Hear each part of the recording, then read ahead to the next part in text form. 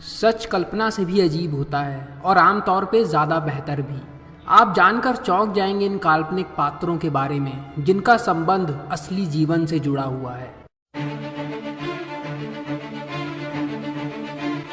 Indiana Jones. Indiana Jones नाम की famous film franchise हाइरम Bingham तृतीय नाम के एक आर्कियोलॉजिस्ट से इंस्पायर्ड है। बिंघम येल यूनिवर्सिटी में प्रोफेसर थे, जहां पे उन्होंने 1907 से 1915 तक काम किया। ये प्रोफेसर के साथ साथ एक आर्कियोलॉजिस्ट भी थे जिन्हें नए नए एडवेंचरों पे जाने का बहुत शौक था। इनको सबसे ज़्यादा प्रसिद्धि तब मिली जब इन्होंने सन 1911 में माचू पिचू के छुपे पड़े खंडहरों को खोज निकाला। इनकी इस खोज पर सन 1954 में खासतौर पे एक फिल्म बनाई गई थी जिसका नाम सीक्रेट ऑफ इंकास था, जिसमें हैरी स्टीली नाम का एक किरदार माचू पिचू के लुप्त हो चुके शहर को खोज निकालता है। इसी के साथ में इस घटना को Indiana Jones Raiders of the Lost Ark के रोलिंग बॉर्डर सीन को भी हवाई नाम की जगह पे दिखाया गया है, जो जगह माचू पिचू से काफ़ी मिलती जुलती है। श्रेक। मॉरिस टिलेट, जिनका जन्म 1903 में हुआ था, ये एक फ्रेंच प्रोफेशनल रेसलर थे जो अपने रेसलिंग में रखे गए फ्रेंच एंजल के नाम से जाने जाते थे।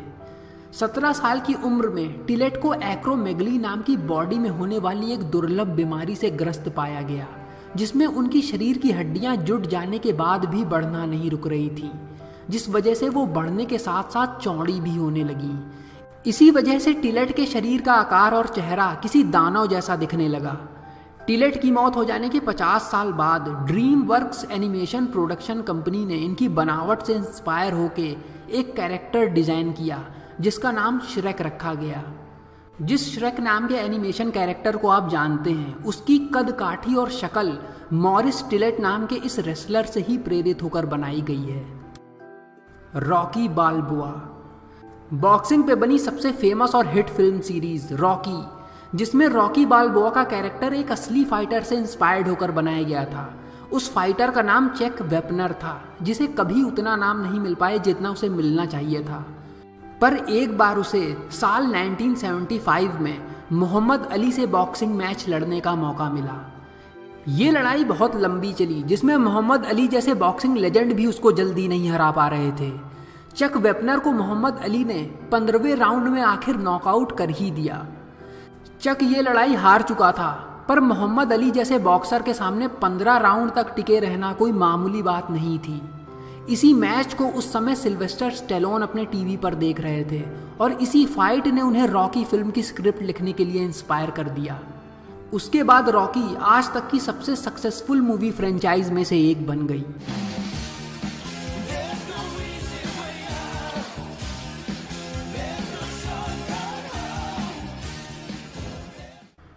Severus Snape. हैरी पॉटर के फेमस कैरेक्टर्स में से एक सेवरस स्नेप का कैरेक्टर असली में एक केमिस्ट्री टीचर से इंस्पायर होकर बनाया गया था, जिनका नाम जॉन नेटलशिप था। सेवरस स्नेप के कैरेक्टर की टीचर जॉन नेटलशिप से इंस्पायर होने की वजह यह थी कि जॉन ऑथर जेके रोलिंग्स के टीचर थे जब वो इंग्लैंड के वेडन स्कूल में स्टूडेंट थीं। पढ़ाई के दौरान जेके रोलिंग्स अपने टीचर जॉन नेटलशिप को ज़्यादा पसंद नहीं करती थीं, पर उनके व्यक्तित्व या उनकी शेडी पर्सनालिटी में उनको कोई बात काफ़ी अलग लगी, जिसकी वजह से उन्होंने उनसे इंस्पायर्ड होकर हैरी पॉटर की कहानी में सेवरस स्नेप का कैरेक्टर तैयार कर दिया। फिल्म में प्रोफेसर स्नेप भी जादुई दवाइयों को कैसे बनाया जाता है अपने स्टूडेंट्स को सिखाते हैं, और इसी तरह जेके रोलिंग्स ने अपने टीचर जॉन नेटलशिप को अमर कर दिया। Snow white.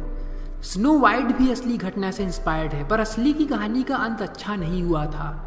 ये आइकॉनिक फेरी टेल स्टोरी 16वीं शताब्दी की एक औरत की असली कहानी है जिसका नाम मार्गरेट वोन वेल्डेक था, जो जर्मनी में बेवेरिया के बैड विल्डंजन नाम के इलाके में रहती थी। इस इलाके पे एक जगह खान थी जहाँ पर बच्चों से मजदूरी कराई जाती थी। उस समय मजदूरी करना गरीब लोगों का पेशा बन चुका था। यहाँ पर हालात इतने बुरे थे कि कुपोषण और मालिक के बुरे रवैये से बच्चों के शरीर कुरूप हो गए थे और उनको बौना कह के इनका मजाक उड़ाया जाता था। इस औरत की एक पेंटिंग मिलने के बाद इतना ही पता चल पाया कि ये बहुत सुंदर थी और बाद में इसे स्पेन भेज दिया गया था, जहाँ पर इसे एक राजकुमार से प्रेम हो गया। पर उस राजकुमार के घर वालों को ये अच्छा नहीं लगा और उन्होंने मार्गरेट को जहर देकर मार दिया। इस घटना को जानने के बाद ये अच्छी तरह से समझा जा सकता है कि डिज्नी ने इस कहानी को दूसरे तरीके से क्यों दिखाया है।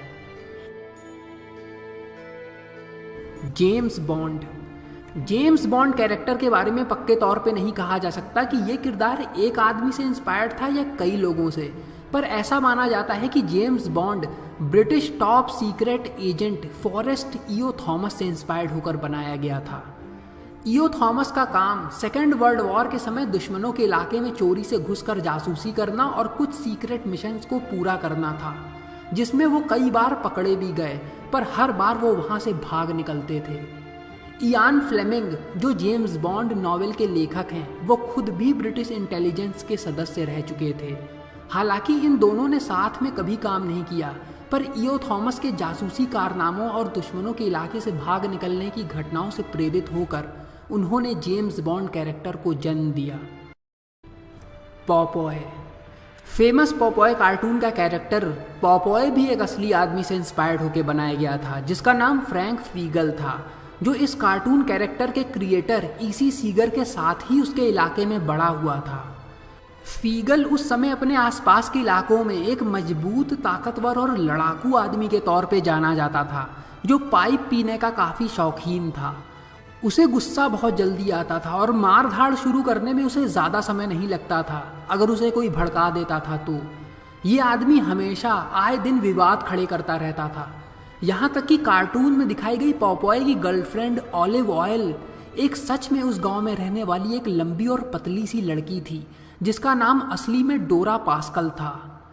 ऐसा बताया जाता है कि ये आदमी गांव के बच्चों के साथ ज़्यादा घुल मिल के रहता था और गुस्सा हो जाने पर 5-6 लोगों को अकेले ही पीट देता था। Sherlock Holmes. दुनिया के सबसे फेमस जासूस कैरेक्टर्स में से एक शेरलॉक होम्स का कैरेक्टर भी असली लाइफ में एक आदमी से इंस्पायर्ड था, जो 19वीं सदी का एक स्कॉटिश लेक्चरर था। उस आदमी का नाम डॉक्टर जोसेफ बेल था। बेल स्कॉटलैंड की एडिनबर्ग यूनिवर्सिटी में लेक्चरर थे और अपने तेज दिमाग से चीज़ों का बारीकी से निरीक्षण करने के लिए जाने जाते थे। जोसेफ इन चीज़ों में इतना ज़्यादा एक्सपीरियंस्ड हो चुके थे कि वो आदमी को सिर्फ देख कर ही आधी बात उसके बारे में जान लेते थे। सर आर्थर कॉनन डॉयल, जिन्होंने शेरलॉक होम्स के किरदार को बनाया था, वो जोसेफ बेल को निजी तौर पे जानते थे और उन्हें जोसेफ बेल के कारनामों से प्रेरणा मिलना शुरू हो गई जब बेल उस दौरान स्कॉटलैंड की पुलिस की कई जांच पड़तालों के दौरान उनके साथ मिलकर काम करने लगे।